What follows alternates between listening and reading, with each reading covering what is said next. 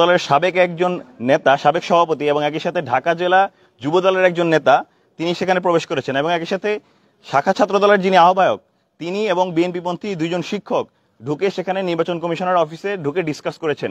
এটি সম্পূর্ণ নির্বাচনী আচরণ বিধি লঙ্ঘন। এবং একই সাথে দেখতে পেয়েছি আমরা সেই জায়গায় যখন সাংবাদিকের সংবাদ গ্রহণ করতে গিয়েছিলেন তখন তাদের সঙ্গে দুর্ব্যবহার করা হয়েছে। আমরা নির্বাচনের ঠিক আগের রাতে এমন একটি পরিস্থিতি যেখানে আসলে আমাদেরকে হুমকি দেয়, একই সাথে তারা প্রাক্তন শিক্ষার্থী এবং একই সাথে তারা রাজনৈতিক প্রভাবপুষ্ট, তারা যখন নির্বাচন কমিশনারকে সেক্ষেত্রে আসলে প্রভাবিত করছেন কিনা এটা আমাদের দৃঢ় একটি প্রশ্ন থেকে যাচ্ছে। দ্বিতীয়ত আমরা দেখতে পাচ্ছি ক্যাম্পাসের বিভিন্ন স্থানে শত শত বহিরাগত এবং প্রাক্তন শিক্ষার্থীদের সমাগম। এই প্রাক্তন শিক্ষার্থী এবং বহিরাগতদের ব্যাপারে আমরা আগে থেকেই বলে আসছিলাম যে ক্যাম্পাসের নির্বাচনী পরিস্থিতির ক্ষেত্রে আসলে নির্বাচনী ঝুঁকি রয়েছে, নিরাপত্তা ঝুঁকি রয়েছে এই প্রাক্তন শিক্ষার্থীদের দ্বারা এবং বহিরাগতদের দ্বারা। প্রশাসনের সে জায়গায় এখন পর্যন্ত কোনো প্রকার স্পষ্ট গ্রাউন্ড, স্পষ্ট কোনো ব্যবস্থা গ্রহণ করতে দেখা যায়নি। ভিসি মহোদয় শেষে তখন ইনি আজকে এত রাতে বের হয়েছেন, তিনি এই বহিরাগত শিক্ষার্থীদের আসলে ব্যাপারে দেখতে। নির্বাচন কমিশনের ব্যাপারে আমরা এই ব্যাপারটিতে বলেছিলাম, সেই ব্যাপারটিতে নির্বাচন কমিশন আমাদেরকে যেটি জানিয়েছেন যে ওনারা আগামীকাল মানে আজ সকাল 6টা পর্যন্ত প্রাক্তন শিক্ষার্থী যারা রয়েছেন তাদেরকে এই ক্যাম্পাস থেকে এই নির্বাচনের সময়ে, নির্বাচনের পূর্বে ক্যাম্পাস থেকে আসলে ত্যাগ করার নির্দেশ দিয়েছেন এবং 6টার পর যদি কেউ আসলে নির্বাচন চলাকালীন সময়ে ক্যাম্পাসে অবস্থান করেন সেক্ষেত্রে তারা ফৌজদারি আইনে ব্যবস্থা নেবেন। এটি আমাদেরকে নির্বাচন কমিশন জানিয়েছেন। তৃতীয়ত পোলিং এজেন্টের ব্যাপারে আমরা আমাদের দৃষ্টিভঙ্গি জানিয়েছিলাম যে পৃথিবীর কোনো নির্বাচন নেই যেখানে পোলিং এজেন্ট থাকে না। পোলিং এজেন্ট না থাকার কারণে নির্বাচন প্রশ্নবিদ্ধ হয়, নির্বাচনের স্বচ্ছতা প্রশ্নবিদ্ধ হয়। সে জায়গায় প্রশাসনকে আমরা এই জায়গাটি জানিয়েছি এবং প্রশাসন সে জায়গায় রাজি হয়েছেন যে প্রত্যেক প্রার্থী চাইলে 2 জন করে পোলিং এজেন্ট নিয়োগ দিতে পারবেন। একজন হলো ভোট গ্রহণের সময় এবং দ্বিতীয়ত ভোট গণনার সময়। সে জায়গায় সকালবেলা ওনারা যে অ্যাপ্লিকেশনটা দেবেন সেই অ্যাপ্লিকেশনটা নির্বাচন কমিশন অ্যাপ্রুভ করলে সে জায়গায় ওনারা পোলিং এজেন্ট নিয়োগ দিতে পারবেন 2 জন করে। সে জায়গাটা প্রশাসন ক্লিয়ার করেছেন। কিন্তু আমরা একই সাথে যে ওএমআর মেশিনের ক্ষেত্রে আমরা যেটি দেখতে পেয়েছি যে ওএমআর মেশিন আসলে একটা টেকনিক্যাল জিনিস, এই টেকনিক্যাল জিনিসের আসলে এরর আছে কিনা সেই জায়গাটা আমরা যাচাই করতে চেয়েছি। তো আমরা সেই জায়গায় প্রশাসনকে দাবি জানিয়েছি ওএমআর মেশিনের যেন একটা হাই টেকনিক্যাল টিম দিয়ে এই ওএমআর মেশিনের ট্রান্সপারেন্সি যাচাই করা হয়।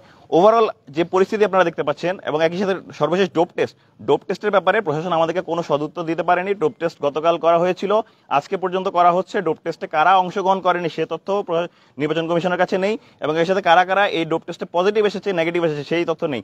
সুতরাং আমরা ধরে নিতে পারছি ডোপ টেস্টটা আসলে একটা ক্যামোফ্লেজ ছাড়া আর কিছুই নয়।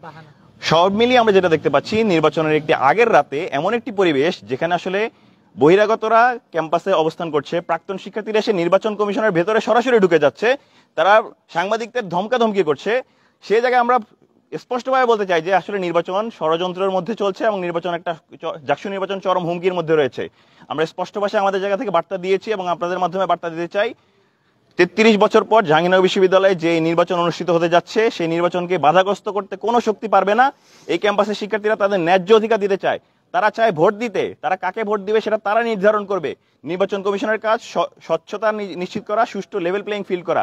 সেই জায়গায় যদি নির্বাচন প্রশাসন ব্যর্থ হয় শিক্ষার্থীরা তাদের সেই দাবি আদায় করে নেবে। আমরা আশা রাখছি নির্বাচন প্রশাসন এখন যে প্রস্তাবনাটা দিয়েছেন সেই অনুযায়ী তারা সকাল 6টার মধ্যে তারা প্রাক্তন শিক্ষার্থী মুক্ত করবেন এবং একই সাথে নির্বাচনের একটি সুষ্ঠু পরিবেশ আমাদেরকে দিবেন।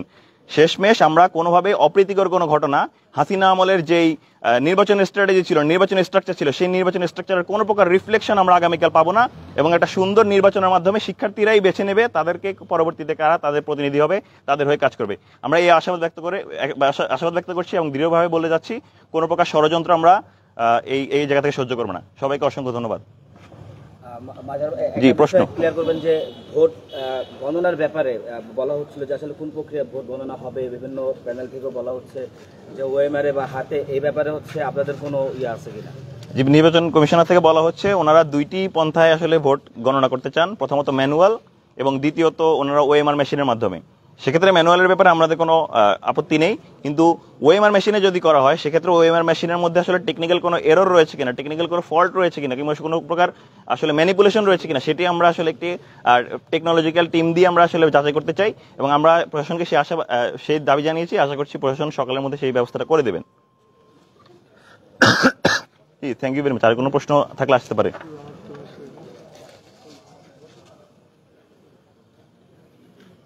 জি ধরেন। যে আজকে আপনাদের অভিযোগটা নিয়ে একটু জানাবেন।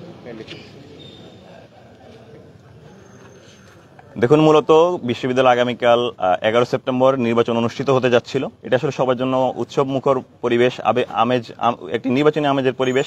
সবাই সেই নির্বাচনের প্রস্তুতি নিচ্ছিল, কিন্তু এর মাঝে যখন শিক্ষার্থীরা আমরা জানতে পারি যে নির্বাচন কমিশনার কার্যালয়ে সাবেক ছাত্রদল নেতা এবং একই সাথে লোকাল যে যুবদল নেতা, যিনি ঢাকা 20 আসনের এমপি পদপ্রার্থী, এবং একই সাথে শাখা ছাত্রদলের বর্তমান আহ্বায়ক এবং বিএনপিপন্থী শিক্ষকরা সেখানে গিয়ে আসলে প্রশাসনের সঙ্গে আলাপ করছেন। এটি অবশ্যই একটি দুরভিসন্ধিমূলক আচরণ।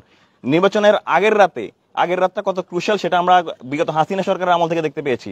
সে আগের রাতে যখন তারা এভাবে নির্বাচন কমিশনে মিটিং করে এবং সাংবাদিকরা তথ্য সংগ্রহ করতে গিয়ে যখন তারা বাধা সম্মুখীন হন, তারা হুমকি ধমকের সম্মুখীন হন, তখন আসলে নির্বাচনের যেই সুষ্ঠু পরিবেশ, সেই সুষ্ঠু পরিবেশ স্পষ্টতভাবে আসলে প্রশ্নবিদ্ধ হয়। এবং একই সাথে যখন ব্যালট বক্স নিয়ে যাওয়া হচ্ছে, ব্যালট বক্স কেন সকালবেলায় পুলিশ প্রশাসনে নিয়ে যাওয়া হবে না, কেন রাতের বেলায় ব্যালট বক্সগুলো নির্বাচনী কেন্দ্রগুলোতে নেওয়ার এত আর্জেন্সি তৈরি হয়েছে? সামগ্রিক পরিবেশ আমাদের কাছে খুবই ঘোলাটে মনে হচ্ছে এবং ষড়যন্ত্রমূলক মনে হচ্ছে। এজন্য আমরা আমাদের অবস্থান জানাতে এসেছি।